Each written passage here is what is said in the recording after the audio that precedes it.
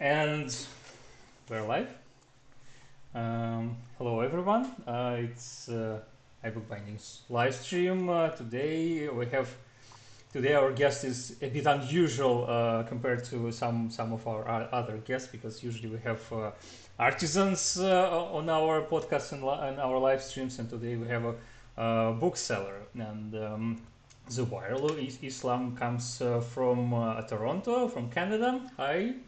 Hello.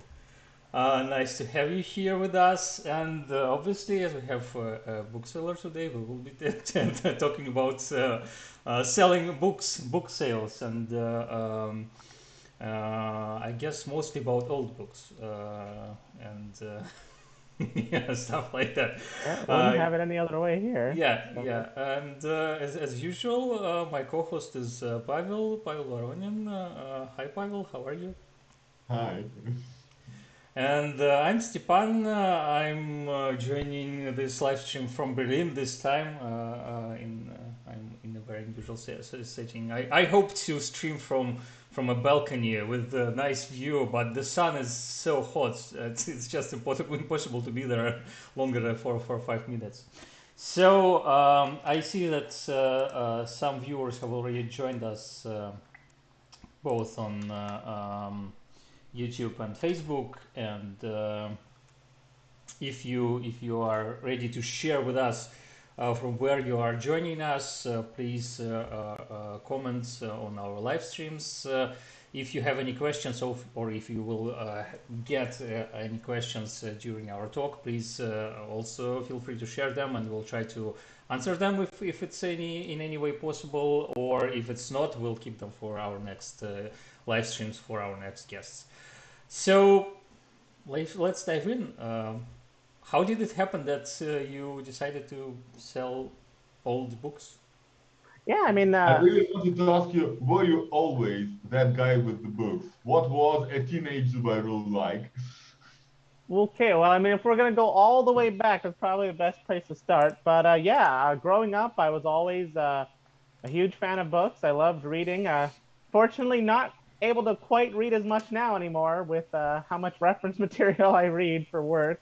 But yeah, no, I always loved the books. I found myself attracted to even libraries in other forms of media. Like, I see libraries in films, Name of the Rose, even Redwall and stuff like that. I always imagined, wow, one day I sort of just want to be one of those librarians. I want to be a bookseller. I just want to work with books. And then when I went into university, I completely forgot all about that because I was more focused on how am I going to be able to afford rent? How am I going to be able to afford a living in Toronto? Um, but it was after I graduated, and being a graduate and having barely no money, I told myself, okay, I might as well start spending my money wisely. So I started collecting books on a very limited budget. $5 books, $10 books. There was a nice little antique store next to where I lived, and that's where I started as a collector. And I do actually have a couple photos to share here. Um, these are the first antiquarian books I ever bought in my life, maybe around 4.5 years ago. Mm-hmm. Yeah, must have been, what, 23 at the time. Um, and I will say I was gravitating from one interest to another here, essentially. When I was younger, I had an interest in Magic the Gathering cards. And what I actually did to get money to buy books was I would sell my trading cards. And Okay. you'd be surprised. do, I do, you, actually managed. do you still have interest in Magic the Gathering, or I not do anymore? still have a minor interest, but they're very expensive now. In some cases, more expensive than the books I buy. So I just don't bother with it Yeah. anymore. So, sorry, it's So just interesting to meet a fellow player, because I've been playing when I was in high school and a student in university, so something like 20 years ago or more. oh yeah, And then I yeah. stopped for many years, and when the pandemic hit, I was looking for some ways to cope, and I remember that there is this thing, and I started playing online, and I started playing with my wife, and it sort of brought some happiness to my life. Well, if you have a hobby and it brings you joy, don't stop. And honestly, for a while during the pandemic, I very much wanted to go back into it. You know, I even have some booster boxes Yeah. in my other room from the newest sets, but I just don't have the time. There are, unbuilt decks. Yeah. But what I did after graduating, I sold some of the cards I had, and I started buying antiquarian books. So this is a very, very bad photo. I had a very bad camera, but this was my collection when I was 23. And at the time, I didn't know exactly what I would want to have for my collection. I know I liked fine bindings. I know I liked early printed material. I couldn't afford to have that kind of material. So anywhere I found a deal, and this is to any interested collector, if you want a really good start, eBay is actually a very good place to find cheap bindings. Because one thing that happens is that, and maybe you'll have to switch to a different eBay website. French dealers will just have lots of bindings up for very cheap, and you can just find a quick start from there. I mean, if you see the books on the first row, I probably didn't spend more than a couple $100s on those, and it's one thing I find which deters people from buying books is they think there's a prohibitive cost to these sorts of things, and there really isn't. You can start with $50 in your pocket, honestly. Is that why you publish a catalog or maybe a number of catalogs for people with low budgets? Because Yeah, I that's saw a recent one with under 250, I think it was. Yeah, that was the latest one, and that's another thing I was going to get into. One thing I really love about bookselling is that it is honestly very approachable and very affordable for any audience. And that's one thing I always try to do with my store. I want to make it friendly, I want to make it approachable, and I want to make it affordable for any person, regardless of what their budget is. Granted, I've sort of had to change that a little bit. Back in the day, I would sell $10 books and $20 books. Because of the amount of volume I have, I can't afford. I can't store that many books anymore. So now there's more of a cutoff point as to the price of a book that I will sell.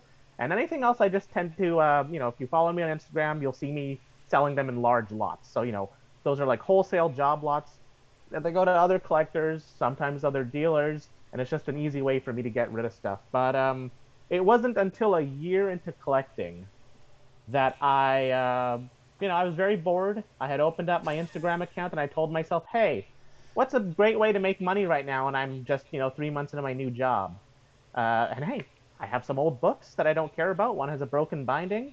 And within 24 hours of posting the book, a dealer from United States, what was his name? I cannot remember his name, but he's the proprietor of Capitol Hill Books. Wonderful person. He offered to buy them. And if it wasn't for that purchase, I don't think I would have ever been motivated to become a bookseller. So after that, I immediately just started taking some extra books I wasn't interested in. I started Kyle Burke? No? No. I think it's the owner. Let me just take a look real quick. Capitol Hill Book. Yeah. Founded by Bill Kerr. Aaron Beckwith. He's the other co-owner. Yeah. Wonderful fellow. And I believe his wife also runs a business as well, a book business, Ingole Books, if you've ever heard of it. Both wonderful people. Yes, so after that, I moved immediately into trying to set up an eBay store. I had no idea what I was doing. I had no idea how shipping worked. It was all a mess. But what matters is that, I did make sales in my first month. I didn't expect anything, but sale a week, turned into 2 sales a week, 2 sales a week, and so on and so forth. And it's kind of like a snowball effect, It just gradually grows. You nurture it. You decide how much you want to spend on yourself. And to be frank, I just, I decided to spend very little on myself. I just put everything I had into growing my business.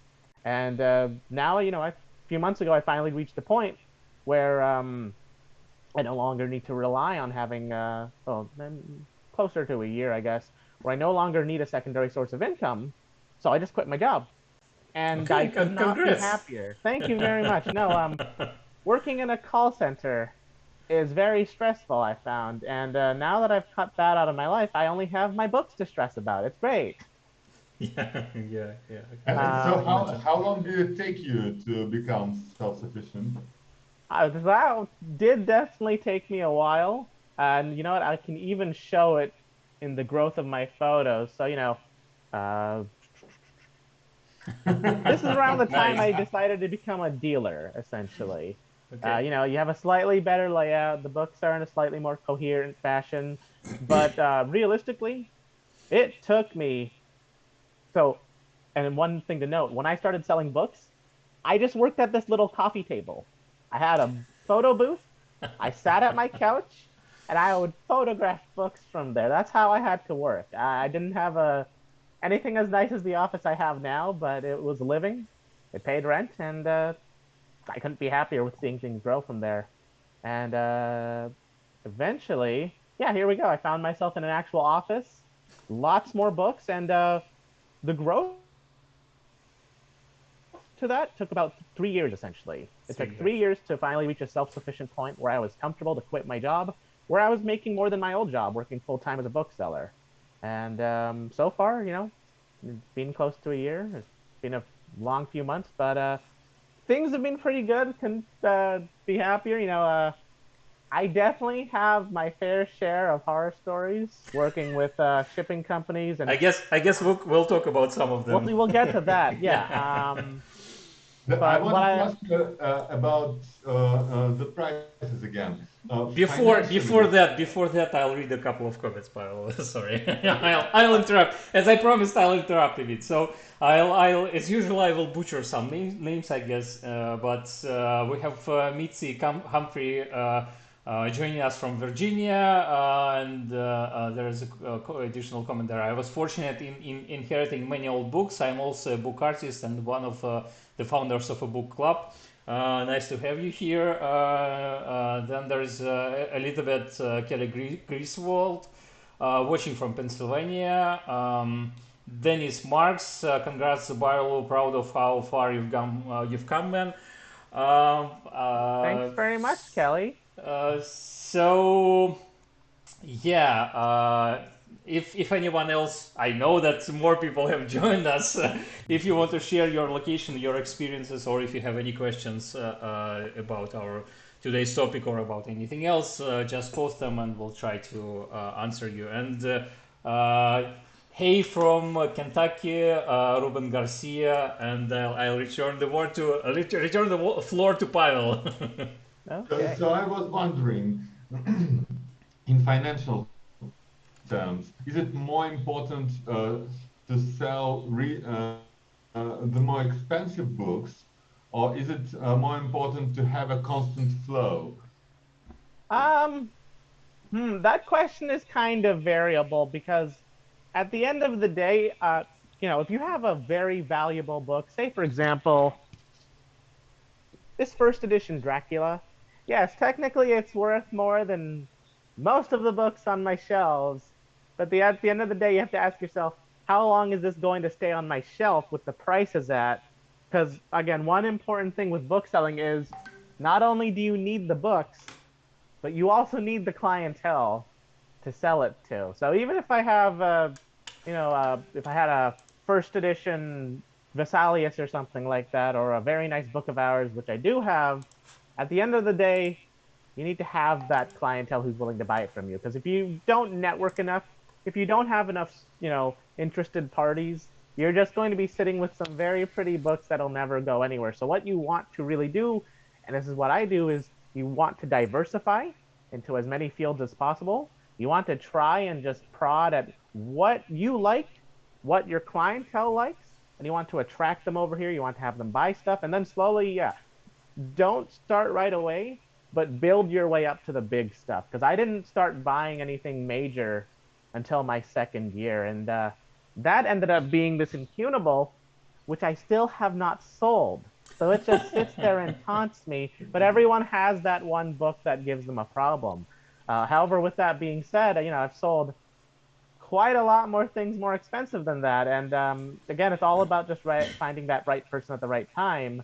So, build your sales, build your capital, but make sure to spend it wisely. Don't just throw it all into one place. And honestly, that's a very easy pitfall and a mistake you can make as a bookseller early on. And if it happens, you just learn from that. That's okay. Just don't try to repeat it again. And the less mistake, as you go through this, you'll make less mistakes.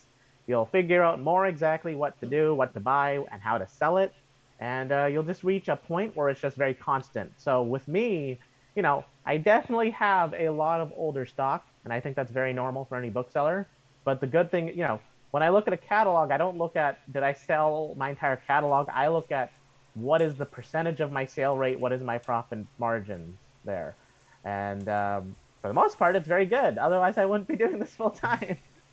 So, if I see a catalog and it's a 40% sale rate, I still see that as a win because I still have other stock on other websites. I post it on Abe, I post it on eBay, I post it through my Shopify portal, and it'll still passively sell through there. And that's the important thing of the day. And I've had other people ask me this, both booksellers and collectors, how do you get to this point? Definitely does take hard work and effort to get here, but you also do need, and this is important, you definitely need some starting capital. And again, I mentioned that before.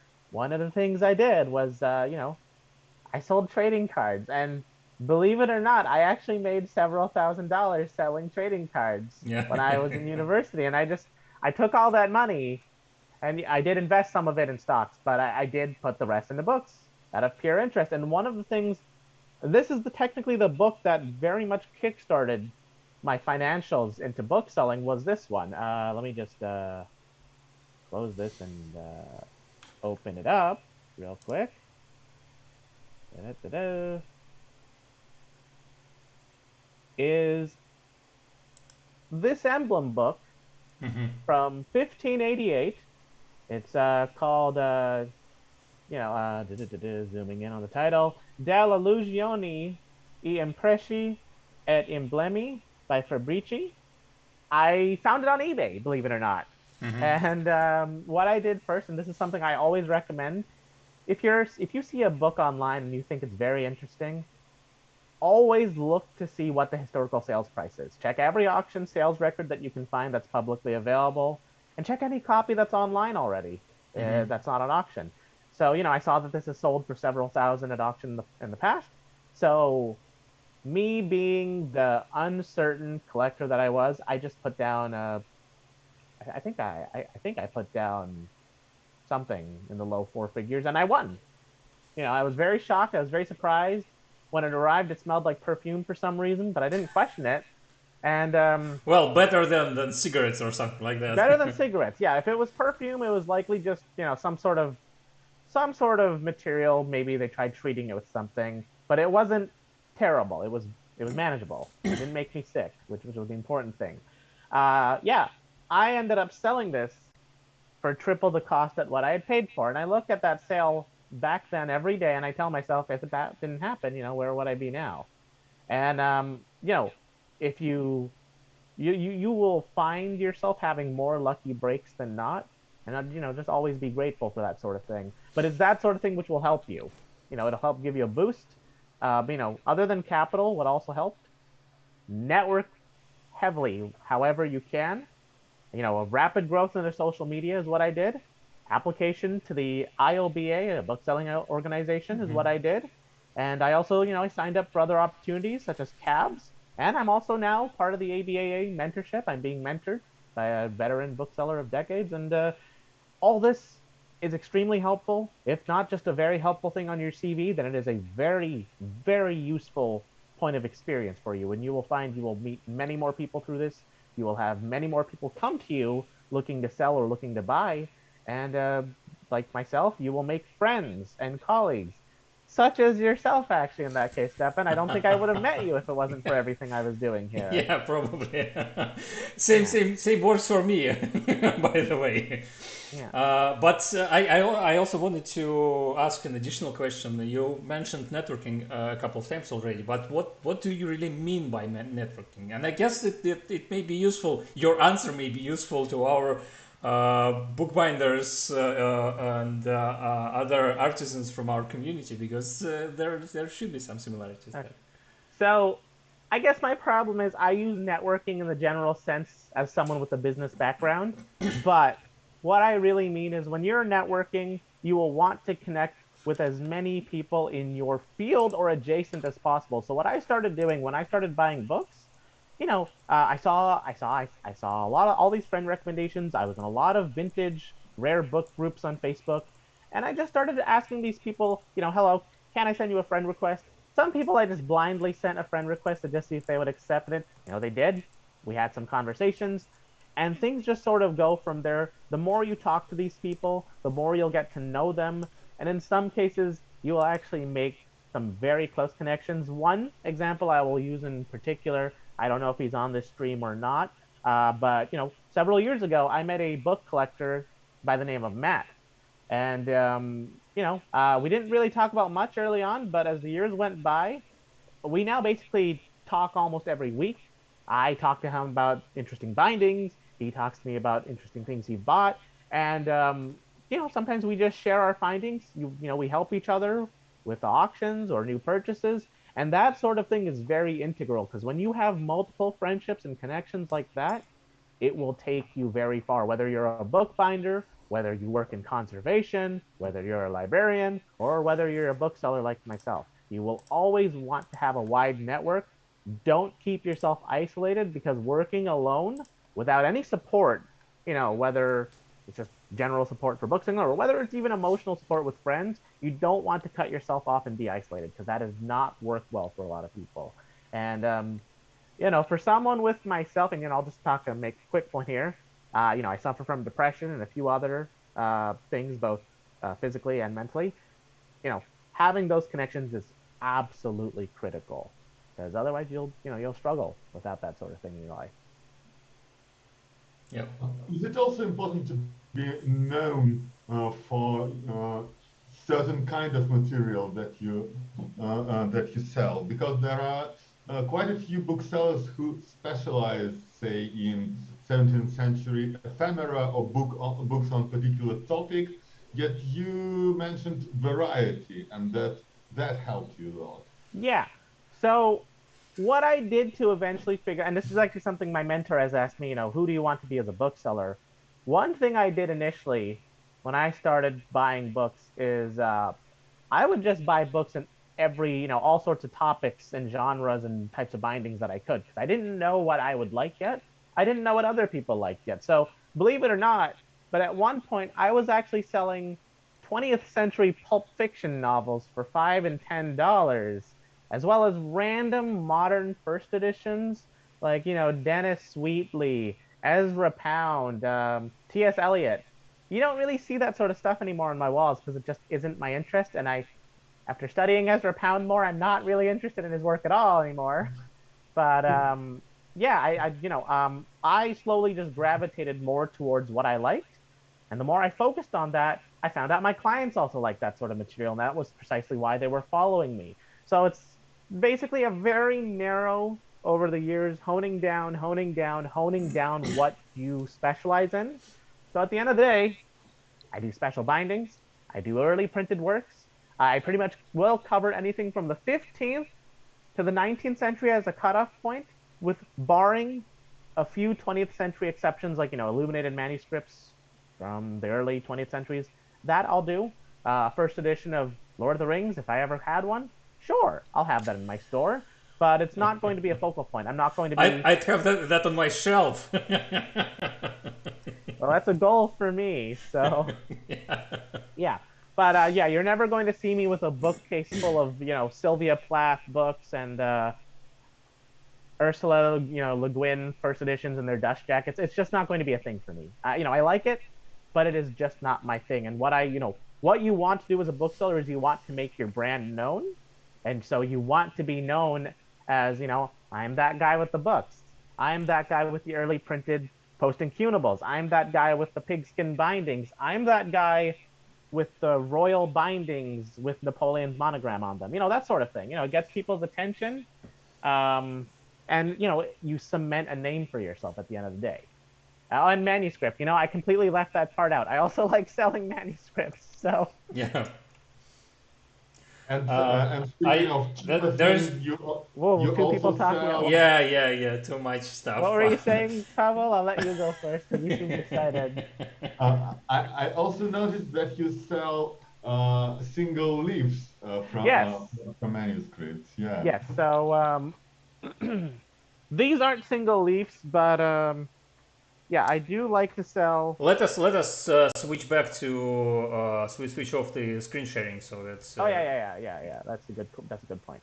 So if anyone didn't see it properly, you know, special binding, Napoleonic, arms. That's nice. But yeah, manuscript material. I should have, I completely forgot about showing those for the presentation. But I have individual documents like these. I have material from, as of more recently, I have material from as far as the 13th century up to the 19th century, and it wasn't a major focus of mine at first, but what really happened was about 2 years ago, I was just at I was participating auction, and just out of nowhere, up for claim came up a large family archive, is what it was described as. 2 boxes. So I imagine something like 2 little boxes like this.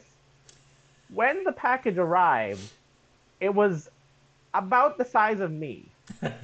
And inside was over 1,000 documents, many on paper, many on vellum, actually, which I quite like. And many people will be annoyed at me for this, but I didn't know what to do with them at first. I didn't know, how the hell am I going to sell all these at once? Is there even an institution that wants them? So I just put them up on my Instagram and I told them, okay, I'm selling these in batches. Does anyone want them? I sold every single one that day.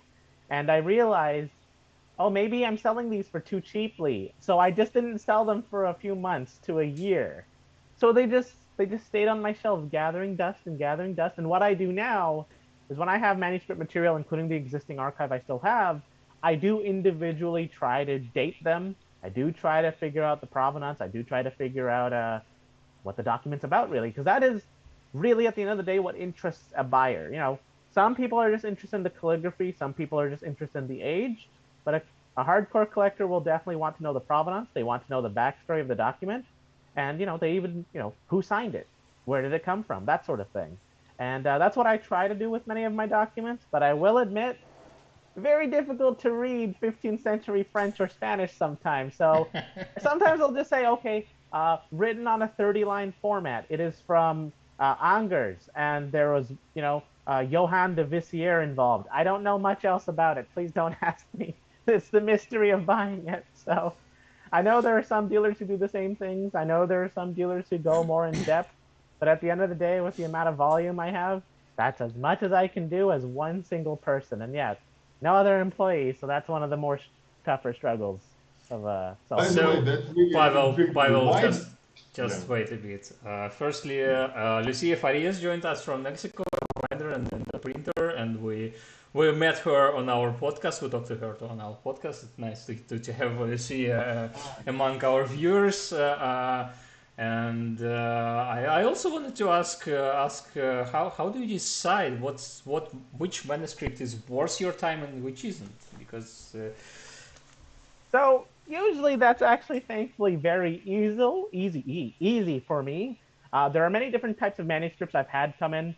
Most of them are, notarial, financial, simple indentures, stuff like that. Those require very little time on my part, unless it's a very early piece. Quick jot note of who are the related parties.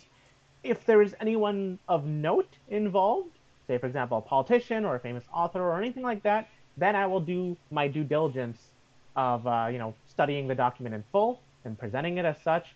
I've had documents signed by Napoleon III before and King Louis and stuff like that. That requires more time and effort to study than just a simple, oh yeah, document 1620. Here you go, it's 3 pages. You don't want to do that with that sort of stuff. Is Is it possible if I go to my other office room really quickly to just grab something to show? yeah, sure. Okay, great. I'll be back in a second. Yeah. And I guess we'll talk a bit with Pavel to spend some time. There is another comment on Facebook. Sarah Boyer, hello, watching from Virginia. It's mostly United States today, which is not surprising. Well, we have Lucia from Mexico. Maybe somebody is from South America there. If you are there, please leave a comment. It would be nice to know. Aren't you surprised that people are buying something just because of its age, no matter what it is? Because I looked at Zubairul's website. There are lots of notary documents. I mean, who cares if some Spanish guy in early 17th century was due some money? That's a good question. That's a good that you're returning. Why people care about old documents that are they have no relations to them? Why would a person buy a notary document from 16th century? I have found many people, many of the collectors I know, will buy a document for several reasons. Number one, they buy it strictly based on the age, and I can't blame them for that, because even I will sometimes see something that's, 900-year-old manuscript on parchment. I have no idea what it's about. I have to study it to figure out. I'll buy it, sure, because even something that old still has some sort of venerable quality to it. Whether it's a bifolium from a manuscript, whether it's just a random tax receipt. And believe me when I get that comment many times, oh, you have a 13th century manuscript? It must be someone's grocery list. It actually could be. You never know.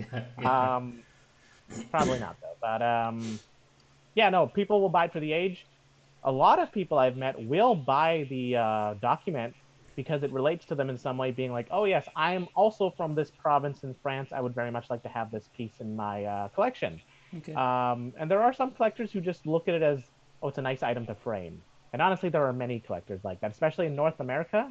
You will have many, many collectors just buying up parchment documents just because it's old and it just looks nice framed. But something like a Bible leaf, that always has, there's always a reason someone's buying that, whether for religious connotation or whether they're... I've met some people who have bought manuscript leaves trying to complete existing ones that they have. So that was very interesting. But, let's leave this, for example, something that I would actually take time to study. This is just a Spanish, agreement on purchasing a house, essentially. But the important thing, it is from the 15th century, 1481, for example. So, not just the calligraphy, not just the detail, but the age. This would attract several parties. And I even know a couple of bookbinders would be sort of interested in this. I know a couple, what's the word for them? Medievalists who do appreciate that sort of script, who do like to have that sort of stuff for comparison. And this is not a document, but it's in the same vein. Why would someone buy something as simple as a financial, document? Here is a financial manuscript from the 16th century, and this one's going to be more relevant because it's still in its original tooled binding. So okay, that's nice. That's a big one right there. I'm going to be careful with this. That's a rare occasion. And it also has initial work in it too. Wow. Like hundreds of initials. That's so, nice. Even if someone does not care that this actually came from a notable family, they have a lot of clerks, they've had mayors and stuff like that. So there's actual, history there in provenance. There's many reasons why someone would be interested in this sort of thing. And, fun fact, these are all going to be in my next catalog, so shameless self-plug there. And then we have a link to Zubairul's website posted below the video, so you can always check or find him on Facebook. And I'm not sure if we posted the Instagram link, but we'll do that later anyway. Or Pavel will post it in the comments. We have a couple more messages on Facebook and none on YouTube. I don't know why that's happening this time. Usually somebody posted something on YouTube. You can say. Why is that? Please post something. So Chris Riopelle, an old tax receipt could be a proof of an ancestor's geographic movements or confirm family anecdotal history. And that's absolutely true, but that's a huge coincidence for somebody to find a document at a random bookseller. However, my aunt once found a postcard that was sent by one of our relatives who had a pharmacy in central Russia 200 years ago, and she found this postcard on eBay, sold by some European guy or something. So yeah. Well, I was searching for photographs made in Odessa in 1912 to find out who exactly made a photograph of my great aunt. And what do you know? I found another photograph of hers. It's always possible to find something related. And I'll use another story here, and this one's for a book. Sometimes you'll have collectors buying a book not for the contents or even the binding, but a mixture of all that, and because it will relate to them very personally. There was actually a library in Spain, in I think it was La Rioja, and they found, I was selling Carta de Hidalgo, manuscript patent of nobility, and it has something like this is hard to do one-handed, this sort of miniature, full page. Okay. So they had contacted me because their library actually saw this one as being from their home city. And they just contacted me out of the blue to be like, okay, we would like to bring this back home with us. Can you please sell it to us? And, I obliged. And, just stories like that you'll have sometimes, just people bringing stuff back to their origins, essentially. Yeah, and I always get this question is, why do auction houses then sell these sort of things out of their country? And you know what? I couldn't even tell you that one sometimes. It's usually you will have the libraries trying to win those at auction, though. So. On the other hand, I hate it when local laws prohibit to sell things like that out of the country. Yeah. For example, in Russia, which is relatable to both of us with Pavel, because we're originally from Russia, and in Russia you cannot to export any books or any art objects older than 50 years. You have to get a special permission from Ministry of Culture. Yeah, it's the same thing with many European countries. There's always a request for an export license. Yeah. But in some cases, if you'd like, you can continue. Actually, I didn't mean to cut in like that. Yeah. But if the book is older than 100 years, it's prohibited to export it just at all. Can't export it. You can't do that in any way. I checked with the Netherlands, and it's like, if the book isn't on a list of special books, and it's below 10,000 euros, fine, take it out. Totally. No problem. Yeah. I've had books from the Netherlands arrive, no problem. It's never been an issue except with certain countries. And you know what? Going back to Spain, I was at an auction a few weeks ago. They had a lot of early manuscripts. And what kept happening, as I was the winning bidder, my bid would automatically get rejected. And I would just get a message saying, due to export laws, a lot stays with state governments. And that very much aggravated me, not because of the law, but because why would they not disclose that in the auction at first? That's the thing. And there's another country that has a similar issue, and I don't do that much business with early material from there, but China actually has extremely restrictive laws on any material printed before the 1950s. It's illegal, essentially, to export any of it. So if you do ever find places that are sourcing material from China, know that it's being done very difficultly. Yes. We talked, as you mentioned, China. We discussed Chinese book market because of another reason. Some time ago, we discussed the most expensive books on our podcast with Pavel on our live stream. I don't remember what was that.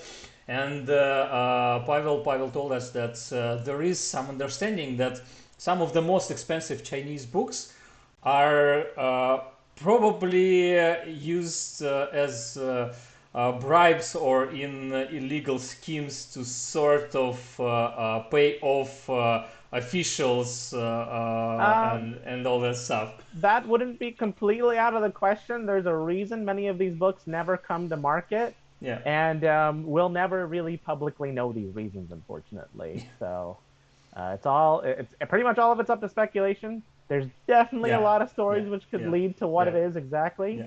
But yeah, there's definitely suspicious things happening when these things don't show up anymore. Yeah.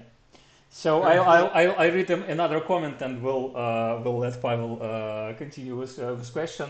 So Marilyn Book, if you are interested in history, it gives you an insight into life at the times, meaning why would you buy old manuscripts or old objects like that? And that's definitely true, and that's why I sometimes buy older books.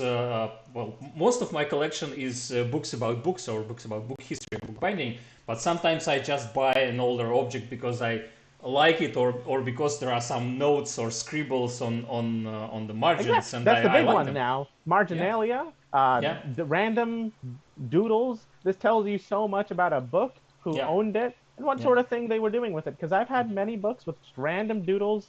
You can tell whether it was a child or a school kid or even an adult. There's always so many interesting things to learn with that sort of thing. Yeah. And Marilyn comes from Paris, Ontario. And I knew that there was London in Ontario because I've been there, but I didn't know there is Paris as well. We definitely have a lot of same town names. It is a little confusing at times. Yes. Okay. So Pavel, what did you want to ask? I want to ask you. So with all those legal complications, do you have to check that you can import a book from a country, or do you trust the paperwork provided to you? What's the process here? So, and this is a very important question to ask because it also will tie into another point of, buying books ethically and morally as well. And I'll get to that with a recent news article that came out. Most of the time, when I buy my books, I know they're coming from trusted dealers. I know they're coming from trusted auction houses. And for the most part, yes, a lot of these individuals do go through the proper rigorum. They get the export license, they vet it securely. And one thing I will always do when I have books coming from Europe, if a book has a library or a monastery stamp, you need to check, is this book actually from a dissolved monastery where the books were just being sold publicly? Or is there a scarier chance that this book was stolen? Because that has happened with auction houses in the past. Specifically, there are German and Italian auction houses that have been found guilty of doing this sort of thing. Obviously, it just gets thrown under the rug and forgotten about, but this has happened in the past. How do you check that? Because I know there are a number of directories of stolen missing books. The ILAB has an online database. Most of it's from booksellers who have had their books and manuscripts stolen, but there are libraries that have listed material that have been stolen in the past. So you can certainly use that. And honestly, you can always, if you look at a situation, say, for example, if a random 20-year-old comes up to you and he has several Gutenberg fragments and he just tells you, oh yeah, I inherited these from my father. You would want to know the actual story behind that and not to just find out later, oh yeah, I took them out of the library and never turned them. So, because, that's a very unlikely scenario, but you always want to be careful with who you're buying your books from, and you always want to vet them securely. A question I always get asked related to this is, how do you know the item is authentic? At the end of the day, it just takes years of experience in handling books to just know that. And I very much dislike when people tell me, okay, does this come with a certificate of authenticity? Yes, I can technically print one for you, but at the end of the day, it is just a printed document from a bookseller that's been signed. It's not really anything phenomenally, like if you want it for yourself as a personal standpoint from, saying this came from a professional bookseller who vetted it, that's all it's going to be. It is really nothing else at the end of the day. So I just don't, like, when it's for a document or a manuscript leaf, or even a manuscript, I can do that for you, sure. But if you want a certificate of authenticity for a printed book, I kind of draw the line there. I just don't see a need for printed books. And as far as I know, there are just no organizations that would absolutely guarantee you authenticity of something. It's not like it is with paintings, where there are often family foundations who publish catalog resumes and can give you a certificate. Nobody can tell you that this particular leaf is definitely 15th century. Well, I mean, Unless you there have are the specialists who full will know paper that. trail, Yeah, not every book, so like not every bookseller is going to be a trained specialist. I'm not even a trained specialist. I came out with a business background. Everything here is self-taught and what I've learned from actual specialists. So that's the only caveat I have, is I have the credentials from other more well-trained people to help me or tell me what this is in case I run into a wall. However, if we're talking about signatures in books, there are actual firms for that. There are appraisals. There's actually a company in the US known as Beckett that will authenticate signatures for you. Now, the one problem is some of these authenticators have been known to falsify their information. So there you go. You run into another problem. So Yeah. I look at everything as you have to take a grain of salt with it to know for sure. But if you're buying from a trusted source, that's the most important thing. If you're buying a document signed by Napoleon from Bonhams, you shouldn't have anything to worry about.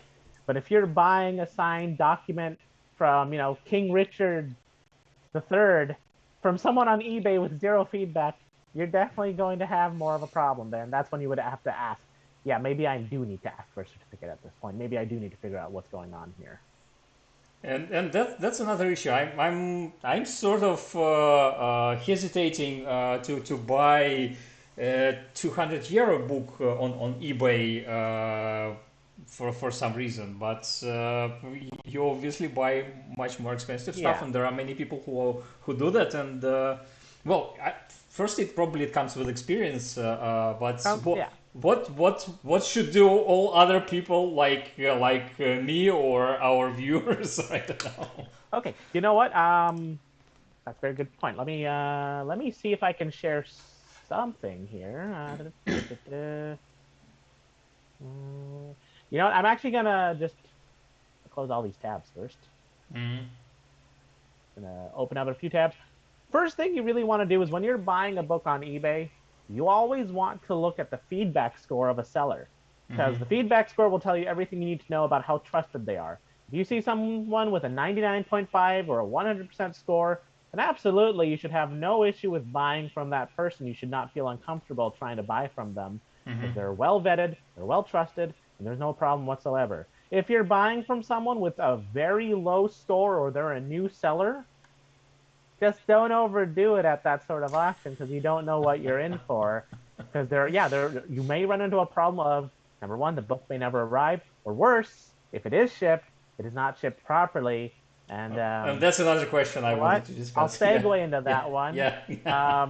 This can happen with anyone, however, whether it's a professional bookseller or an auction house, or even just an estate sale. Bad packaging will come up eventually for you, whether you like it or not. In case in point, here's the packaging for a 16th century manuscript that I bought from France. You're not sharing your screen, I'm sharing it now, though. Yeah. So that's 3 vellum manuscripts shoved into a very thin envelope. No bubble wrap, no craft paper, nothing at all. Okay. Would you be surprised that somehow they were undamaged, though? Yeah, so at the end absolutely. Of the day, yeah, I would be surprised too. So at the end of the day, very angry and upset, but very grateful nothing was destroyed. So, if I ever decide to buy from that bookseller, I will have to make a note of telling them, please ship in a box. And this is the sort of thing that can make or break your business as a bookseller. Packaging is key. Always use boxes when you're shipping a book or anything that's over 100 years old. If you're selling a $20 document, and you don't feel like that's necessary for a box, I would still recommend what you want to do is not an envelope, but what you should do is padded bubble mailer that's firm. You take the document, you wrap it in craft paper, and you sandwich it between 2 thick boards. That is the best way to prevent a document from getting damaged in the mail if you are not using a box. Otherwise, do not do it. Stick to boxes. Yeah, I Another, understand. I understand why people. So sorry to interrupt you, but just to give an additional perspective on shipping and all that stuff, because well, obviously I work a lot with sending packages, and I know why people don't want to put objects into boxes, yeah, especially when they sell overseas or in it's to intercontinental. shave the shipping cost. That's all it is at Because the end of the yeah, day. if it's thinner than 3 centimeters or It goes through light airmail. an inch and a quarter, it goes through light mail, and it's like 5 times cheaper or something Yeah, like that. it's very same thing here. If I'm shipping a document in an envelope, Yeah, $20 versus 60. yeah, yeah, Yeah, yeah. but sorry, going back to you. Yeah, and for example, all of my tools, most of the tools I sell through my shop and I produce, I design them specifically. I think about it when I design them. I specifically design them so that when they are wrapped and packed in an envelope, they will fit within this 3 centimeter threshold, 3 centimeter limit. Otherwise, I have to pay, instead of, I don't know, €6 for sending a small Oh, item, yeah. I have to pay 30 to send Yeah. it, and it's well, it's much more, and I'm losing all my profit, and maybe even more in that Yeah. case.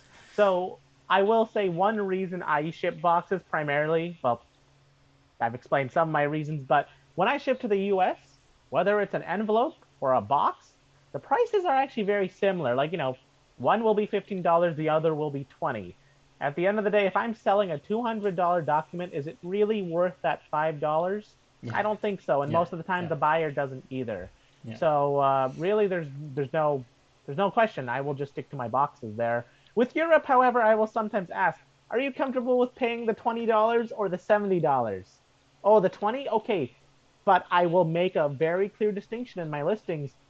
If you agree to this term, you take the risk with you of me shipping it in an envelope. There's no question about it. And I still sometimes will refrain, depending on the destination. I will not ship in an envelope. If it's France or Britain, less of a problem.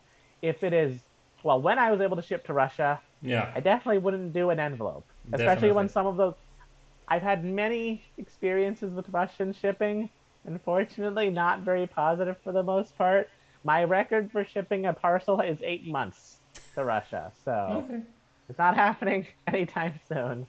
But yes, um, one important thing about this, it is not just random sellers who will do this. It is even professional booksellers, as in this next photo. This comes from an iLab member, and it's a book from 1503. The Okay. photo just speaks for itself. And again, DHL envelope, a little better because it's actually, firm, but Yeah. still pretty bad. At least some firmness, but No, no bubble wrap, no no bubble wrap, nothing. no craft paper. Honestly, I have one that's worse than this coming up, but one thing I'll interject with, again, coming from a dealer, um, Book of Hours, 16th century, extra large box, no extra padding, only one layer of bubble wrap, loosely wrapped, no tape. Okay. Okay. I'll stop on that one. But let's move. This is the worst one by far, Yeah. and this is where you have to be very careful as a bookseller or a collector when you are consigning collections to third parties. Be very, very diligent in checking their reviews and checking to see how they perform. For example, this was a roughly 70 to 80 book collection of material I bought, mostly 17th century, a few 16th and 18th century books. Shipping was still €300, and this is what I got. Okay. Yeah. Oh, So keep in mind, obviously some of the books were damaged. Many of them were not. But one of my friends was happy enough to point out, oh yeah, with those books bumping and rubbing, you can definitely be assured that all of them suffered some sort of nominal damage. And I was very annoyed that day, and I never got a refund for my shipping fee. So take it from me. You want to be very careful with who you tender your books to when you're having a third party ship for you. You know what? I'll even say this. If you are very nervous about this sort of thing, try to see if you have a friend in that country. Like, actually, you know what? I'll use an example. Stefan, being in France, helped me with purchasing a 15th century parchment manuscript, which I have somewhere in my office. There's too much stuff here. I'll look at it later. And if it wasn't for that, I'd never have it, because some sellers will refuse to ship outside of their country just because of the hassle. You'll find that to be the case in Canada. You'll find that to be the case in, the U.S. You'll find that anywhere you go. Lots of places in Europe will not ship outside of their respective country, or more specifically, many of them will refuse to ship outside their European Union because of the additional shipping costs or the hassles that come with it. So just think about all that. It doesn't matter who you are, really. Think about the extra overhead cost you're paying when you're buying that book, essentially, or manuscript, or ephemera. And by the way, this manuscript that you've asked me to buy for you and to forward to you, it's arrived to me packaged in a way that definitely wouldn't have survived a trip to Canada. Yes. So it was packed in a sort of split box that was shifting in the middle. So I had to repack it. A second, I should be able to get that photo up, and then I'll actually show your. Oh wait, you downloaded it as a video. Ooh, I don't know if it's possible for me to do this, but hang on, give me a second. I think it should work. I think the video should work as well. I'm just going to do a quick little snip here. Okay, save. And still no comments on YouTube. What's happening today? That's really strange. It's just a dry day, I guess. Yeah. Only Pavel is posting links. Our usual spammer. Okay, so I got that. I have that. And okay. Go back to this. Okay, let me see if I can go forward. Oh, I have to close this and reopen it. Okay. So if anyone has any questions, please post them, or any comments or anything. So this is how it originally arrived. Yeah. And this is how you should properly package it. Much better. Yeah. Much better. And I will say, very little damage to the box at all. So very great job on that. And most importantly, double bubble wrapped when I opened it. So thank you very much for that, Stepan. Yeah, it's a pleasure. Okay. And do you ever use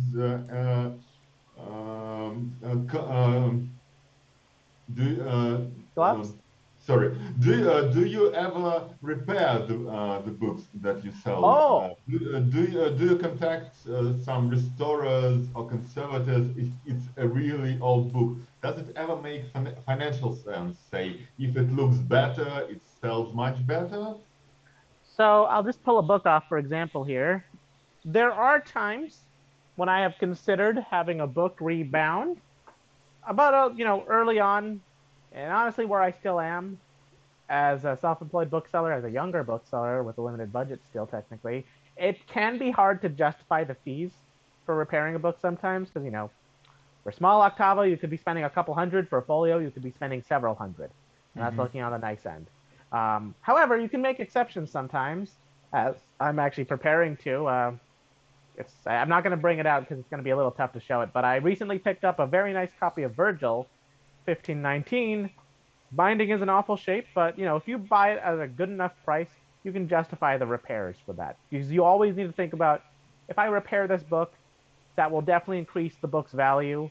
But if I spend too much on the repair, am I still making a profit at the end of the day? If you're a collector, most of the time it's no questions asked. But one thing I do refrain from is when I have a damaged book that happens to be in its original binding. For example, this very nice tool binding from the 16th century. And, more interestingly, you can, where's a good place to start? You can see that it has some, it has some paste downs in the way. So I like this. I know that there are many collectors who would like it, and I know there are institutions who would like it. So this is not a book I would like to repair at the end of the day. It's a book that I would like to keep in original state, because at the end of the day, for me, if a book holds strongly enough together, there's no real need to repair that, really. And it will always be much better looking in my mind than, say, for example, a contemporary rebinding. That's just more glossy looking, that's brand new. I don't like to do it unless I absolutely have to, essentially. Mm-hmm. Or, you know what, in some cases... Oh, go ahead. And when you say original binding, it's a notoriously difficult thing to date bindings. Or, you know what, I'll rephrase it, original period binding. Yeah, because yeah, it's very hard to say whether this is the first binding it was in, but you can definitely say it dates from that period. That would be more appropriate of me to say. Well, I guess sometimes it's easier to say if the binding is not the first binding, because if you see additional holes in signatures or something like that, usually it gives you an understanding that it was rebound at some moment. Exactly. You know what? Here's a perfect example of a book that has definitely been rebound at a later point, and a book that I'm considering having rebound, although it might be a little too late at this point, just because of the nature of the book. So, 19th century cloth, sorry, not cloth, leather binding, very plain looking. You would think this to be some sort of, you know, literary work from England or poetical work or something on history. How about 15th century Latin Book of Hours? No one really sees this one coming when I show it to them. Because, yeah, this is the most ordinary binding I've ever seen in my life for a manuscript. Okay. And this is the sort of thing I would consider having rebound, but as it is, it still does a very good job of staying together. So I'm not Philip Perage or anyone like that. I'm not going to spend $1,000 to have it rebound or neatly. I'll just sell it as it is. And that's, I guess, a nice example of something that would be a nice find on a book market or something like that. No, exactly. Yeah. Yeah. You never know what you find. You know, sometimes you'll just find the most unassuming objects to be just the most amazing things, and sometimes it'll be vice versa. Like, you know, just this 18th century religious text, nothing fancy. However, embroidered binding. There you go. You can always, you know, sometimes you can't judge a book by its cover, but in some cases, you can absolutely judge a book by its cover. You just have to do that. Yeah, interesting. So, as I mentioned, book markets. I have my outsider's experience of interacting with booksellers, or maybe not exactly outsiders, but as a buyer. And I also had some discussions, and I have a feeling or understanding that there are several categories of booksellers. So there are people who sell a lot of different value stuff, mostly cheaper stuff that is priced in bulk. I don't know. This table costs 5 euros. This table or this shelf costs 20 euros, and that's it. And obviously they prefer to sell more, and then they don't care about pricing every book because it's work. You need to do the research and all that stuff.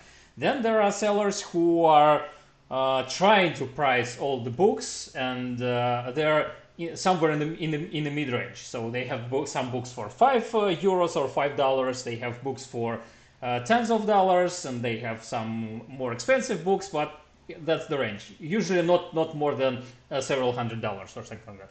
And then there are booksellers, as I just described it to my friends here in Berlin. When you enter a bookshop, and if you have a shelf, a book per shelf or something like that, or a book per cabinet, that means that a lot of effort was spent on evaluating, on pricing, and trying to sell this book. And that's absolutely different category. So, what's the difference from your side? What's the perception? How do you feel about it? It's similar. There are different gaps, I would say. So there's definitely, you know, we definitely have what you would call the antique market booksellers. You know, they're the ones who have their booths set up. They'll have the $5 books, the $10 books, the $15 books, all just laid out. They have no interest in the high-end material, but one important thing is that they will also serve from one bookseller to another, or even another collector. They will occasionally come buy those more rare books. They will have very little interest in selling those things at their booths. Yep. You can get a better deal from them. You just buy from them directly. You make them an offer. And that sort of thing will help you in the long run to have those connections in mind, again, whether as collector or bookseller. And then, you know, moving up from there, we have a lot of used bookstores in Toronto, less antiquarian than before, but they'll deal in like books from $5 to a couple $100. And then you start to move into the antiquarian booksellers from there, and even then they have different tiers. Yeah. You'll have the ones that will cater to a general audience. We'll have modern editions, we'll have older material, we'll have a handful of rare material, but we're not going to go too far into it. You're also going to have, and they basically deserve their own category now. You're going to have the established booksellers who've been around for decades. Stores like David Mason, stores like Attic Books, stores like Contact Editions. They've been there for 20 years, 30 years plus. So they've just amassed a very wide collection of material, from $10 to $100,000. It'll be everything. So, if you go in there, you're not going to find something that's specifically, they do specialize in certain things, but if you're going in expecting to find, illuminated manuscripts, you might not find that. If you go in finding first editions, you might find it, but it's all over the place with some places. They've already broadened into everything, and they just keep doing that. And it's not for me at this point, because I will never reach that point, with what prices are nowadays. And then, finally, you have the category of, you have the high-end booksellers like Camille Surgay or something like that in France. Here's a single shelf. Every book is $20,000 or more, or it's an illuminated manuscript. But, if I were to put myself on a standpoint there, I'd probably still just place myself, I'm an antiquarian dealer. I specialize. I'm not necessarily high-end, but I'm not necessarily low-end. So it's well-rounded as a specialist. You can still afford to sell $50 books, but you can still afford, afford to sell $50 books from the 19th and 18th century specifically. But you can also still afford to sell, $20,000 books as well. Every bookseller is going to be different, really, at the end of the day. There's no real it's hard to put a category on these sorts of price levels because everyone just has their own focus now.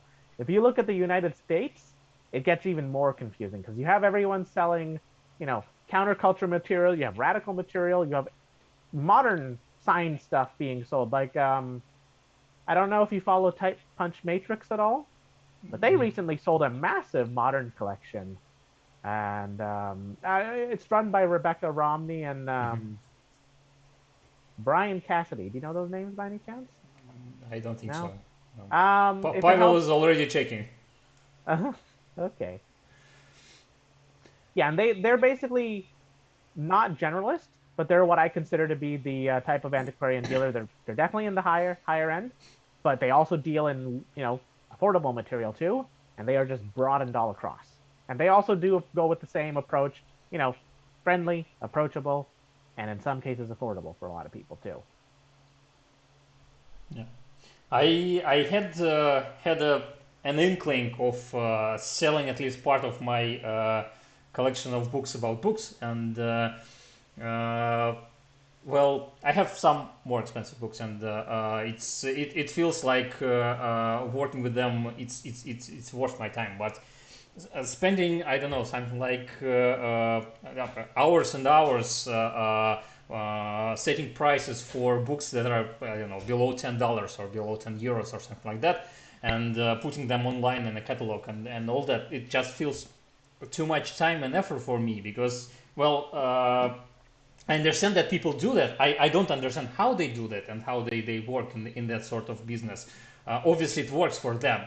But even with my own business, with making bookbinding tools and other tools, I've been trying to shift my average order price from lower value to higher value because, well, you usually spend the same amount of time on $10 order and I don't know $50 order. But obviously you have more margin if you spend the same time but get more money, and it's just I was always very curious how it works for businesses that sell a lot of cheaper books. Yeah, so you know what, there's actually an excellent bookseller example I'll use, and she's another colleague in the trade, and she started only a year or so after I started, and I will admit she's done miles beyond Mm-hmm. like what I ever could have imagined you could do in 2 years. Like I think she's gone from having no staff to having 5 employees in an entire bookstore in a couple of years. So I view that as a huge milestone for any bookseller, and I'm going to use her store as an example of how you start from selling cheaper material to selling high-end material, but still retaining that sort of stuff. Okay. So in case anyone's curious, this is Sparrow's Bookshop, run by Christina Sparrow, and obviously she has some other employees. And this website didn't exist up until a few months ago. Mm-hmm. And ignore all my bookmarks, please. I just have those there. It's never changed. Yeah, so books as cheap as $3, $4, $5.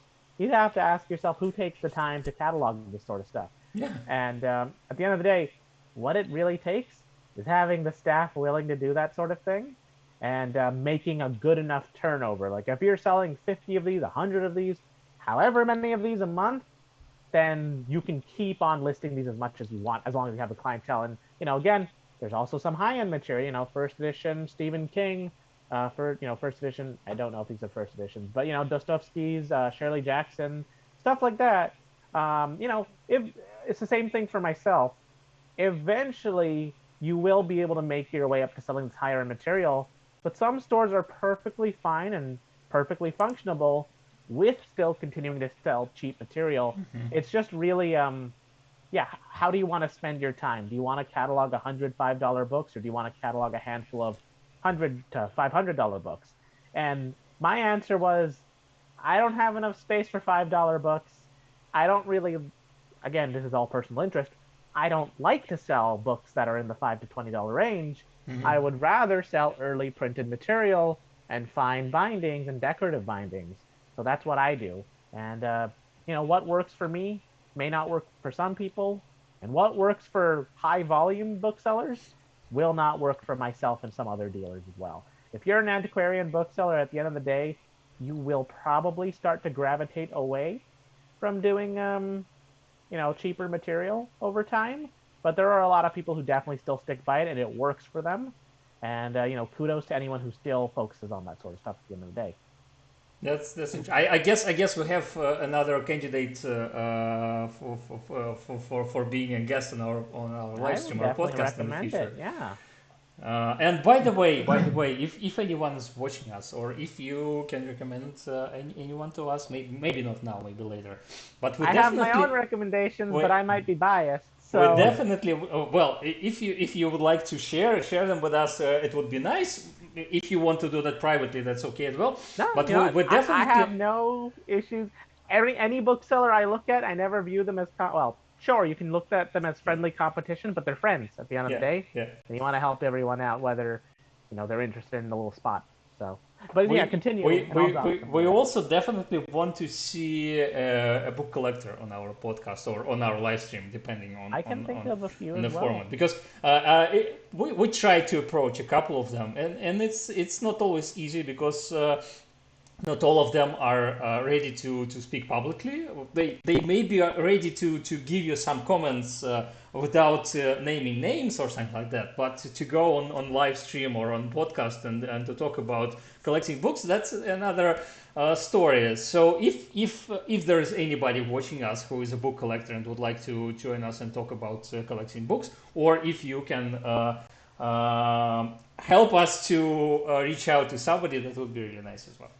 Yeah, everyone, just send Stephen your comments and your recommendations, and soon there will be tons of new streams happening with lots of friendly guests. That's how we work usually. Yeah.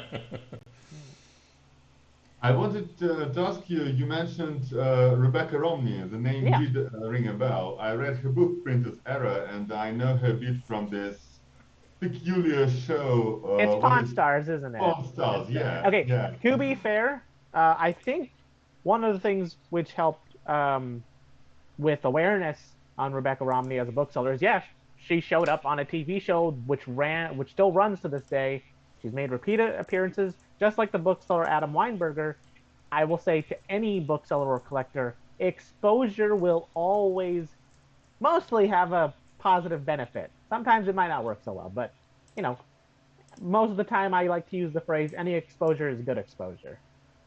Mostly. And do you think that show and the shows like it, like Antiques Roadshow, do they present a realistic picture of Antiques Roadshow generally tries to be pretty on point with a lot of those things. And in fact, I'm blanking on the name. Give me a second. I just need to find his name very quickly. One of the experts who shows on that show is a member of the of iLab. I'm just trying to find his name here very quickly. I am very terrible with these things. And for those who don't know, Antiques Roadshow is a very peculiar British and now American institution where they travel from city to city and people bring their stuff. They usually pay a ticket fee and bring their stuff and have it appraised. And Pawn Stars is a lower brow version of Pawn that. Stars, Pawn Stars, I will agree, is definitely lower brow. So obviously a lot of it is scripted is the thing. So if you're watching them, make bids and purchases, do not take it at face value because from what I understand, some of that is pre-agreed on already. So you'll want to think about that. I also saw myself and read at least several discussions about Pawn Stars where people were talking about specifically books that were not handled properly and not restored properly during the process of the show. Yeah. And so, and Rebecca Romney has made a very good point of that on several episodes, actually. You don't want to buy this book because it wasn't restored properly, or you don't want to buy this book because it was in the trash. Why would you buy a book in the trash, Yeah. And also, I just remembered the name of one of the experts on Antique Roadshow, Justin Croft, who is very much an expert of decades and years, and he has a very wonderful website as well, which is pretty well formatted, in my opinion. So that's my opinion on those two shows and social media's power, really. I found that some people have also gravitated towards TikTok. I know a few people who've done it successfully. I just don't have the energy to do that. There's only so much you can do, That's the problem at the end of the day. Yeah. And most of the people we've mentioned by now present the very traditional view of book trade and antiques trade in general, which you contradict, because when one says a bookseller, it's not a face like yours that comes to mind.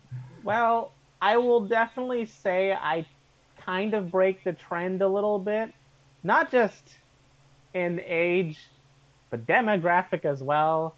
I don't think you meet that many 28-year-old bisexual Muslims who sell religious material up to the 15th century. It's kind of hard to find anyone relatable in that sort of circle, Yeah. And what I really hope is that this, I've already met other younger booksellers, Christina is one of them. I really hope that, this late 2010s has been representing a new generation of younger booksellers. Because one thing that does worry me a lot these days is what is the face of bookselling going to look like in a decade or 2 decades? And you know what? With the US, with Europe, I'm honestly not that worried because I'm seeing so many new booksellers come out of the woodwork. I'm seeing so many on Instagram alone. And it's very reassuring to know that it's going to just continue. Although, again, I will complain. Still very hard to meet someone else who sells illuminated manuscripts under 30. It's not really happening anytime soon. The one thing that worries me is with Canada, with Canadian trade, I don't really get to meet that many booksellers, even close to my age category, or many booksellers who sell the kind of things I do. Because most booksellers in Canada are already specializing in something else, or they're specializing in Canadiana, or they're just an established store that's been around for decades. You're not seeing again, population is important to keep in mind, but you're not seeing many new antiquarian bookstores just popping up left and right anymore. if anything, you're seeing bookstores slowly close, and that makes me a little worried of what will happen in the future. So, you know, what I'm... Oh.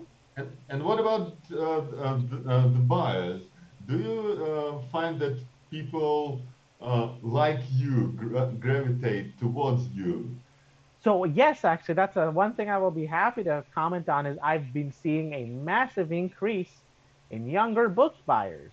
So, I mean, I have a regular customer who's only 16 or 17, and he'll always message me once a month saying, "Hey, I have enough money saved up. I'd like to buy some of your cheaper books. Can you sell them in a collection for me? I want to sell books."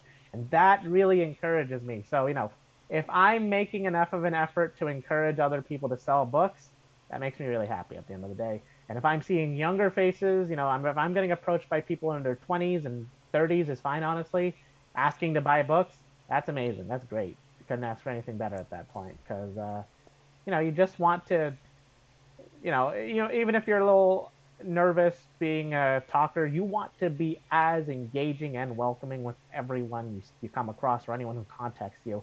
So that'll just make them feel more welcome in book selling and book buying at the end of the day. Yeah, but it definitely needs to be done. You definitely need to be more open to the people who come to you and who send you or ask you questions or send you messages. And I understand that pretty well. I also try to do that, but on the other hand, for many people out there, it's really hard to reach out.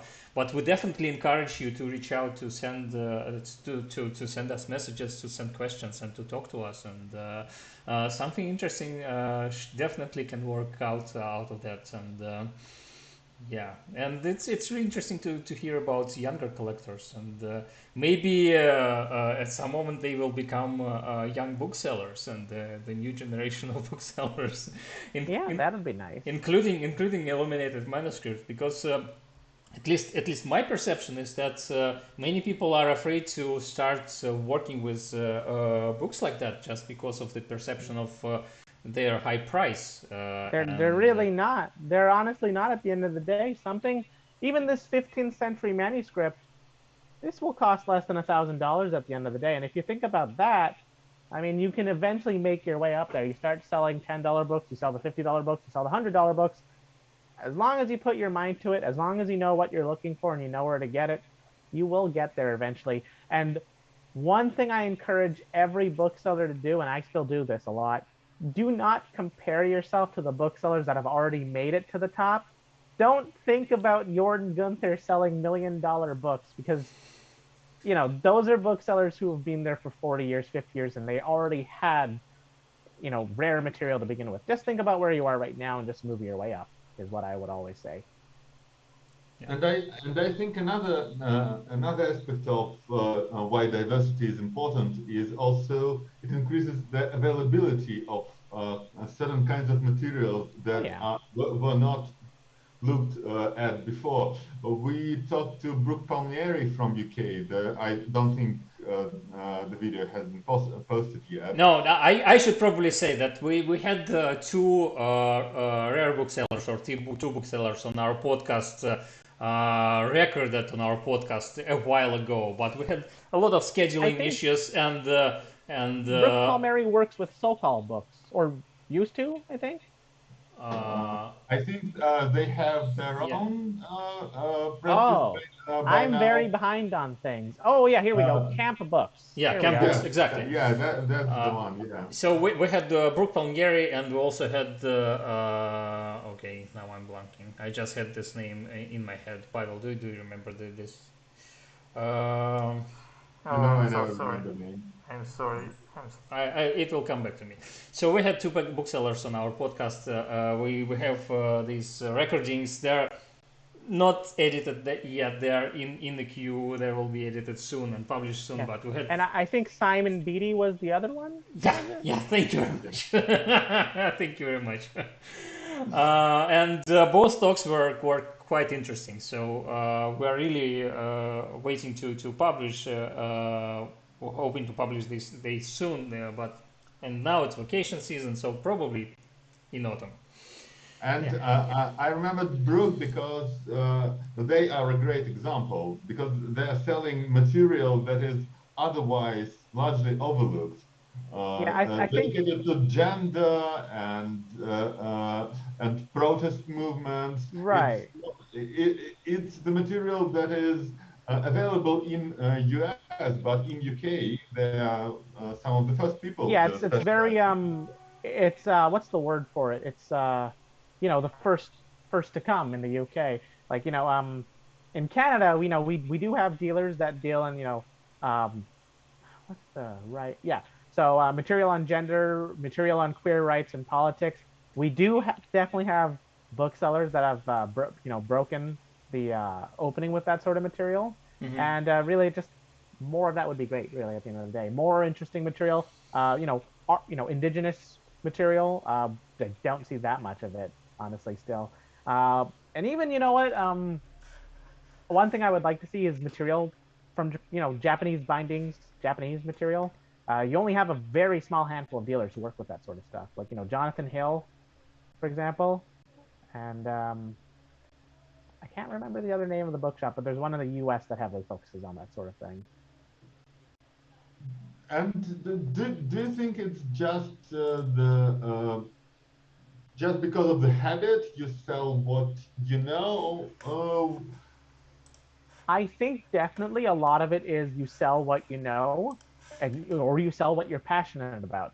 Like, I I would very strongly think that booksellers, you know, booksellers such as Kate Midas, booksellers such as Jason Rubito, booksellers such as Brooke would be very heavily focused and personally involved with, you know, anything that has you know, you know, political slant to it, anything that has a progressive slant to it, anything that focuses on, you know, individuals' rights, whether it's women or any people of color or anything like that.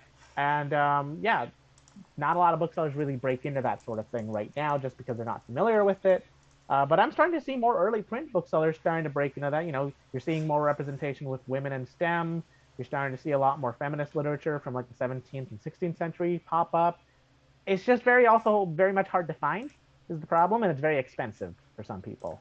So for myself, if I was trying to buy, you know, a 16th century queer romance novel, I don't think I can afford to is the problem because they're very rare and they're just very hard to find. So that's the one issue when I'm trying to find stuff like that. Or even when I'm trying to find, even if it happens to be, you know, books on homosexuality in a negative light, even material like that is still very difficult to find. And, you know, also more importantly, you'll want to be able to highlight this material without, you know, you want, if you're handling sensitive or controversial material, you have to handle it appropriately too at the end of the day. So that is also something I find that a lot of, well, not a lot, but a few booksellers have made that mistake in the past. Like, I don't know if you saw this, but there was a virtual book fair a couple years back where one of the titled items was a joke about cancel culture, and that was in very poor taste. So it was By the way, are there books you wouldn't sell? books I wouldn't sell. Oh yeah, there is a lot of that actually. I always get this. I've had this question come up from a few history collectors. Would I, you know, because I've sold material from World War II before, would I ever sell something from a controversial, you know, section, you know, Third Reich material? Would I ever do that? No, not really. I would not bring myself to touch like that, touch stuff like that. I would also not touch anything with very controversial provenance. Say, for example, I was once offered books with the provenance of Charles Manson. I'm going to keep away from that personally because that's kind of uncomfortable for me. Mm-hmm. There are certain things I'll limit myself to. Even, you know, 16th century material. Say for example, if we're talking about Martin Luther, there are some of his sermons I'm not going to touch because one or two of them are extremely anti-Semitic in nature, and you know I don't want that sort of stuff in my home. So you know what? There are some books I will struggle with, like if it's a very historically significant work, but if it's also highly Islamophobic, that's something I actually have to take a lot of introspection on. You know, is this something I want to sell? You know, is it an experience I would have in, you know, educating people about what this book is about and why? it might be very controversial or hateful in its nature. That's a fine line, really. With certain items, I will have to think carefully, but for the most part, there are things I will keep away from. And in your catalogs and on your website, do you explicate those kind of things if you approach those controversial? In my several years, the only time this has ever happened was once. It was a very early copy of Dante, a 15th century illustrated copy, and I just had to make a note. There is a very I would say, yeah, I would definitely say a controversial woodcut of Muhammad ripping out his entrails. So that would not be a very that would be a very controversial image for anyone. So I had to make a point of that. You know, this is in this book. It is a very early book, but you know, if you find this very sensitive, I have the need to tell you about it because you may not otherwise want to buy it. And you know what? Honestly, for some collectors, that is going to be a, you know, that may be the killing point for them. They might not buy the book because of something like that. So you have to stress this sort of important material. But thankfully, for the most part, I just avoid controversial material. So it's thankfully not an issue I run into very often. Yeah. There is one bookseller who I will say has handled controversial material, but very much handles it diligently and respectfully. And his name is Mark Funk of Funk Books, because he deals a lot in German material. And you will find, yes, you will find that you will run into, you know, Weimar Republic or Third Reich related material or archives at that point. And he has definitely handled them very respectfully. So, yeah. If I find anything, if I ever come across anything that I just don't feel like I'm prepared to sell, I'll just give it to a dealer I know will be able to handle it well. That's really the main thing. And if I find something that is so controversial that I feel I should not sell it, I may just open up a negotiation with an institution if they are willing to just take this item. And I'll just call it a day. Okay, interesting. Yeah, you've mentioned earlier that you wanted to discuss some recent news from bookselling world. Is it still? Do we still have time for that? Or... that one. That one was actually pretty important because it involves, again, the ethics of selling books. Yeah. More importantly, stolen material. So let me just look up the article again.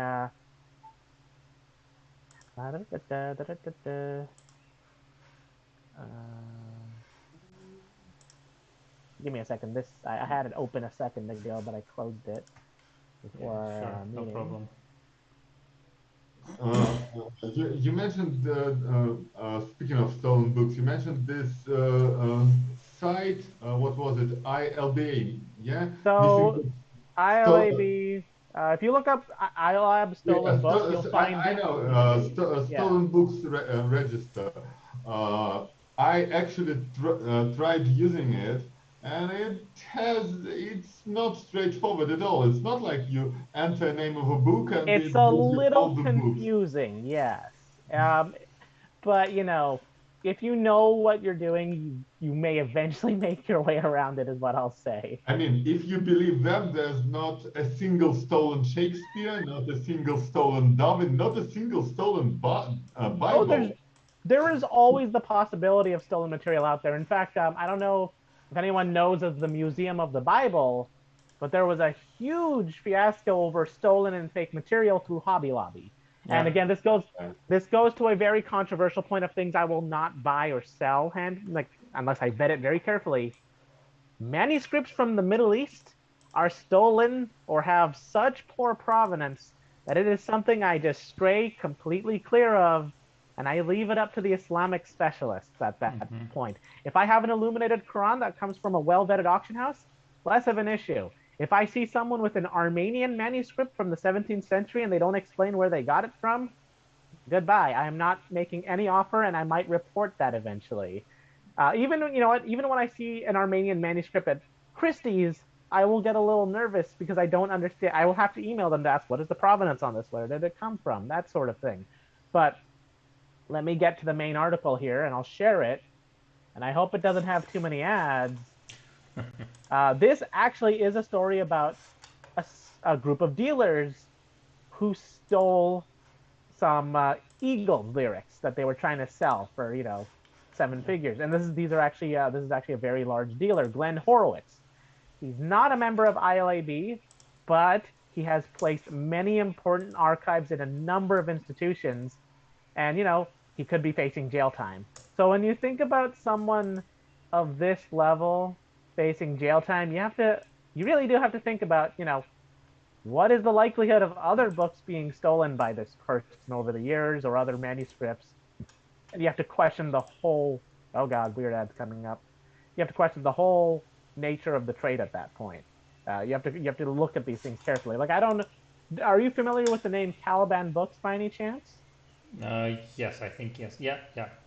So, a huge issue over that, where the owner was essentially conspiring with the major library, one of their librarians more specifically, to smuggle items out of the library to him so that they could be sold.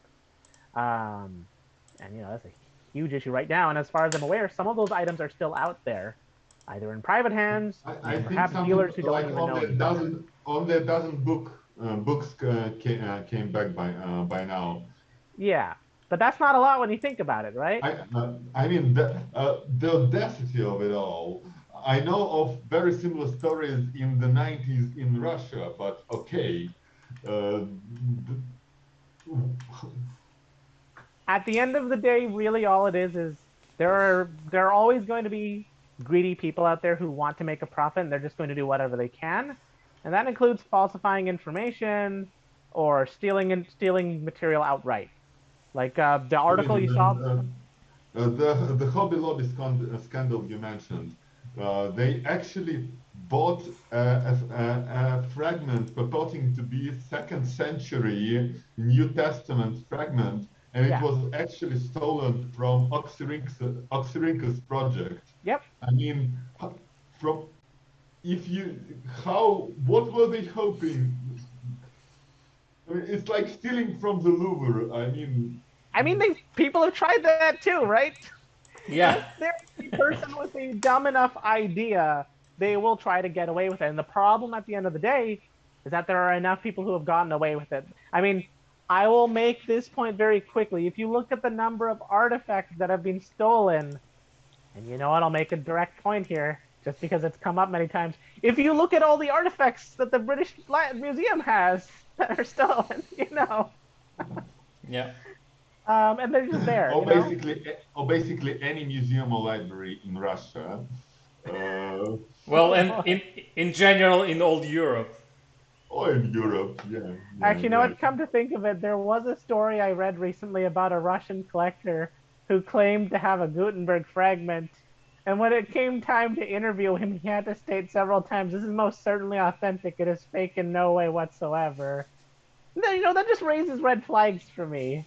So I haven't heard much on it still after that, but there are definitely a lot of always be careful with these sorts of things. You want to make sure where it came from, and you want to make sure it was secured ethically.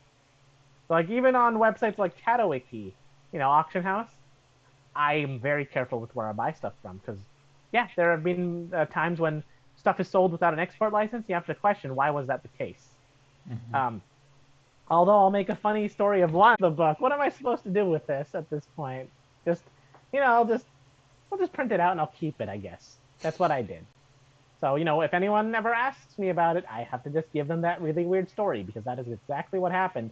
Sometimes they do just make mistakes. Yes. Yeah.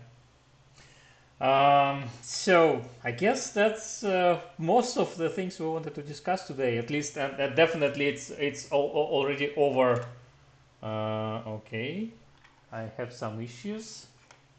There was one point I did want to address. It was very timely, because my streaming software just disconnected for a moment when we stopped talking. So, and now it's reconnected and we're back. So, Great. Okay. So, I think one of the things I want to address last, and this one has been brought up, and I think it was mentioned in the description, is rare books. And gloves. And gloves. Yeah, absolutely. How do you forget that? And I couldn't but notice how you handled your manuscripts. Yeah, and I imagine some people going, "Oh no, it's being handled without gloves. You're gonna get oils on it." So long story short, never wear gloves when you're handling books, especially cotton. Well, specifically, do not wear cotton gloves when you're handling books. And I'll explain why. I'll use this, for example. So, I have bare fingers, very tactile grip, you see? And I can individually flip through pages. Now, imagine if I had a glove on.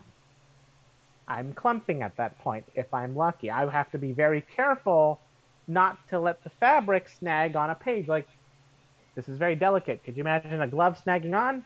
It'll just peel at that point. Yeah. And another important thing, gloves are very slippery. You will not have as strong a grip on a book when you're trying to handle it. And yeah, at the end of the day, how are you supposed to collate a book handling it with gloves? The only time I really ever recommend wearing either nitrile or vinyl gloves is if you are handling a book that is potentially toxic or poisonous to you. Case in point, if you handle a book that's bound with arsenic-laced inks, or if you're handling a manuscript that uses arsenic-laced inks, wear gloves. Or, like myself, handle them barehanded. Just wash your hands afterwards. Do not accidentally brush your face, and most importantly, as a friend has repeatedly told me, do not lick the poisonous book. You may be tempted, but you don't want to. Yeah. and the fingers as well. Yeah, don't do it. You really don't. And what about contact with metal, like clasps and stuff? You know what? Even a metal binding, like, say, for example, this one, I would still handle it with bare hands. You could technically justify using nitrile gloves for this, but it's a very sturdy Slovakian binding, and it shows no signs of giving me issues of handling this anytime soon. Yeah. I should also add that some people say that, well, there is a lot of grease on your hands, and I don't know, you can damage the book and or spoil it. Or firstly, you can always wash your hands before handling a book. You know what? Let me give you an example of a book that has been handled by bare hands repeatedly. Yeah. And let me explain how long you've had to handle a book for before that oil even affects the book. Yeah. Here is a book of ours from 1440. As you can see, there's staining on it, and yes, even some thumbprints on it. But you know why that's the case? Because it's been repeatedly thumbed through for over 500 years. If you have a rare book on your shelf, you are not going to be thumbing through it every day, and I would expect you to have better cleaning habits than a noble family living in the 15th century. You have soap, use the soap, dry your hands. That's all I ask you to do. You're not a serf. Yeah, exactly. And that's by the way something that we discussed quite a few times with both bookbinders and book restorers and conservators on our podcast. And every single person we talked to told us, don't use gloves unless it's these specific situations when the book may be poisonous or toxic, or there is a lot of mold or something like that, something that is danger to you. And the fact of the matter is, it will come up only very rarely. Like for myself, a toxic binding only comes up maybe once a year at most. And for other booksellers, maybe even never. So if you find yourself having to ask yourself, do I need a pair of gloves? The answer is just stop it right now. Get help. Do not put on the cotton gloves. And for any collector, please do not wear cotton gloves. I'll even make a weird point of saying you're technically getting more microparticles of cotton in the gloves and in the book at that point. You're technically doing more long-term damage if you think about it that way. So no, don't wear gloves. Please don't. Thank you very much. I love you if you don't wear gloves. Definitely, and we'll probably post it as a separate video as well, because it's an important issue that comes up all the time, and a lot of people still don't get it. Yeah, and a lot of general collectors, especially people unfamiliar with the trade, always say this belongs in a museum. Wear gloves, you're damaging the book. It just takes more exposure of explaining this for folks to understand at the end of the day. Yeah. But yeah, you can take over again. So before we finish our stream, do you have any words to any young book collectors and future booksellers on what to do, how to start? Book collectors, just keep, if you find a book you like, just keep looking in every other direction to see if you can find a nicer copy. Don't ever settle for the first thing you find. Keep your horizons broad, and foster your relationship with your favorite booksellers. I know I have several customers who keep in touch with me regularly, and I'd recommend you do that the same with the bookseller you're buying from. People who want to be booksellers, if you ever need help, I'm happy to take questions. There are plenty other expert booksellers who are more than happy to help and who are friendly. Don't ever feel nervous about calling someone or emailing someone just because they seem very reputable. They will almost certainly contact you back or respond with a friendly conversation or friendly tips and advice. And if you are starting for the first time genuinely, I would always recommend setting up a social media page. And if you can, establish your own website, whether you need to use Shopify or Wix or something else, because it is much better to sell through your own website to make those direct sales than selling through Abe, which has that, commission fee, or eBay, which takes 15% of your sales. Think about those things in the long run. And check out my website and check out Stefan's streams and his podcasts. Just more promotional plugs. Yeah, definitely. There are links down below in the description or somewhere near the video on if you're watching it on Facebook. There are also links to our Patreon account where we collect some money from our supporters, from the members of our community, which is quite important to us because we pay for editing of our podcasts with this money. Obviously not now because we haven't posted a podcast video for some time. But they are being edited. More of them are being edited, so we still have to pay this money.